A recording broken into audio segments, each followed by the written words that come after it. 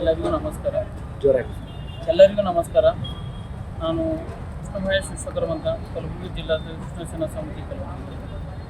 ಇವತ್ತಿನ ದಿನ ಒಂದು ಡಾಕ್ಟರ್ ವಿಷ್ಣುವರ್ಧನ್ ಅವರ ಹುಟ್ಟುಹಬ್ಬದ ರಾಷ್ಟ್ರೀಯ ಆದರ್ಶ ದಿವಸ ಅಂತ ಆಚರಣೆ ಮಾಡ್ತೀವಿ.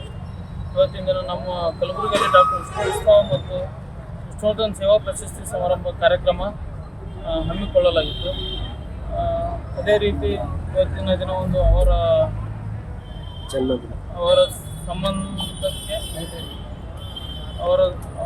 ಅವರಿಗಾಗಿ ಇವತ್ತಿನ ದಿನ ಒಂದು ಕಾರ್ಯಕ್ರಮ ಮತ್ತು ಅನ್ನ ಸಂತರ್ಪಣಾ ಕಾರ್ಯಕ್ರಮ ಹಮ್ಮಿಕೊಳ್ಳಲಾಗಿತ್ತು.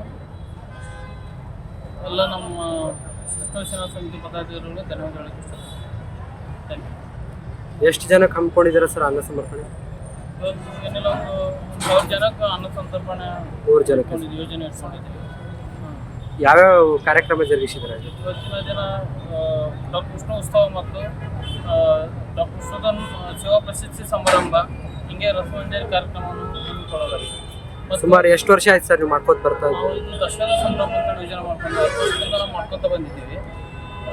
10 ವರ್ಷದಿಂದ ಮಾಡ್ತಾ ಇದ್ದೀವಿ. ವಿಷ್ಣು ಸ್ಮಾರಕದ ಬಗ್ಗೆ ಕೋರ್ಟ್ ಅನುಮತಿ ಕೊಟ್ಟಿಲ್ಲ, ಅದ್ರ ಬಗ್ಗೆ ಏನು ಹೇಳಕ್ಕೆ ಇಷ್ಟಪಡ್ತೀರಾ?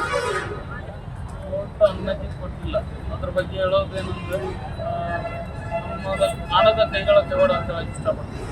ಇದೊಂದು ವಿಷಯದಲ್ಲಿ ಅದು ಸರ್ಕಾರದ ನಿರ್ಲಕ್ಷ್ಯ ನಮ್ಮ ನಾಡಿನ ಪರಿಸ್ಥಿತಿಗೆ ನಮ್ಮ ವಿಷ್ಣು ಸರದ ಒಂದು ಈ ಹಿನ್ನೆಲೆ ಏನಾಗಿದೆ, ನಮ್ಮ ಅಭಿಮಾನಿಗಳಿಗೆ ವಿಷ್ಣು ಸ್ಮಾರಕ ತೆಗೆದಾಗ ಪ್ರತಿಭಟನೆ ಏನಾದರೂ ಇಟ್ಕೋಬೇಕಂತ ಮುಂಜಾಗ್ರತೆ ಮಾಡಿದ್ದೀರಾ? ಪ್ರತಿಭಟನೆ ಮಾಡ್ತಾ ಇದ್ದೀವಿ, ಇನ್ನೂ ಮಾಡ್ತಾನೆ ಇದ್ದೀವಿ. ಇನ್ನೂ ಎಷ್ಟು ಈಗ 10 ವರ್ಷ ಆಯ್ತು ಪ್ರತಿಭಟನೆ ಮಾಡಲ್ಲ, ಇನ್ನೂ 10 ವರ್ಷ ಆದರೂ ಪ್ರತಿಭಟನೆ ಮಾಡ್ತಾನೆ ಇರ್ತೀವಿ.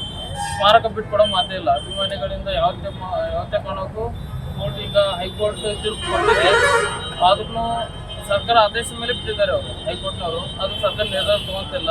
ಇದೇನೋ ಹೈಕೋರ್ಟಿನ ತೀರ್ಮಾನ ಇಲ್ಲ, ಸುಪ್ರೀಂ ಕೋರ್ಟ್ಗೆ ಹೋಗುವಂಥದ್ದು ಯೋಜನೆಯೂ ಇದೆ.